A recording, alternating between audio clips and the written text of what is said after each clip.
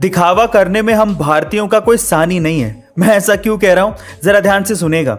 सबसे पहला, शीशे के सामने आईफोन से सेल्फी लेना ताकि लोगों को यह पता लग सके कि हमारे पास आईफोन है। दूसरा, फादर्स डे और मदर्स डे पर अपने माता पिता की तस्वीर हम लोग इस तरह से डालते हैं जैसे माता पिता की सबसे आज्ञाकारी संतान हम ही हैं। तीसरा, हमारे पास महंगे होटल में खाने के लिए पैसे होते हैं लेकिन सब्जी वाले को 20 रुपए देने से भी हम लोग कतराते हैं और इसके लिए उनसे हम लोग बार्गेनिंग करते हैं। और चौथा और सबसे महत्वपूर्ण कारण, एक दिन की शादी के लिए हम लोग जिंदगी भर की कमाई शादियों में लगा देते हैं। गाइस, आप इससे कितना इत्तेफाक रखते हैं कमेंट सेक्शन में जरूर लिखिएगा और ऐसे अमेजिंग वीडियोस के लिए शेयर, सब्सक्राइब एंड लाइक। मिलते अगली वीडियो में। 1936 के हॉकी ओलंपिक फाइनल में जब भारत और जर्मनी की टीमें आमने सामने थीं, तो इस मैच को देखने के लिए जर्मनी का तानाशाह हिटलर भी मौजूद था। पहले हाफ तक हालात ये थे कि 1-0 से भारत जर्मनी से आगे था। ये देखकर जर्मनी के स्टाफ ने मैदान पे पानी फैला दिया ताकि भारतीय खिलाड़ी जो कि सस्ते जूते पहने हुए थे वो ढंग से खेल ही ना पाए।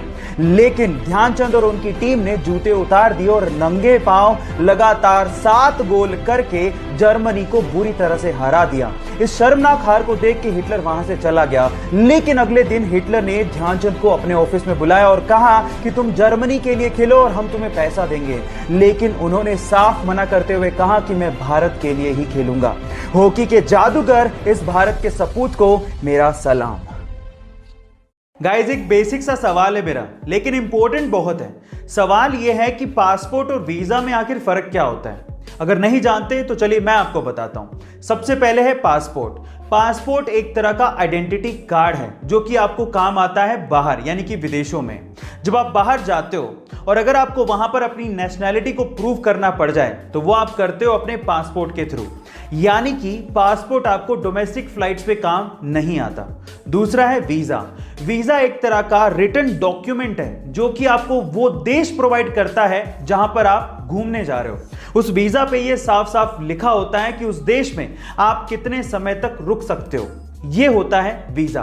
गाइस, आपको इंफॉर्मेशन कैसे लगी कमेंट सेक्शन में जरूर लिखिएगा। जिंदगी में सफलता ऐसे नहीं मिल जाती, उसके लिए बहुत सी चीजों को जानना और समझना पड़ता है। उन्हीं में से 3 चीजें आज मैं आपको बताता हूं। नंबर 1, सबसे पहले सफलता पाने के लिए आपको अपना माइंडसेट बदलना पड़ेगा, क्योंकि इस दुनिया में वो चीज आपको नहीं मिलती जो आप चाहते हो, बल्कि वो चीज मिलती है जो आप हो।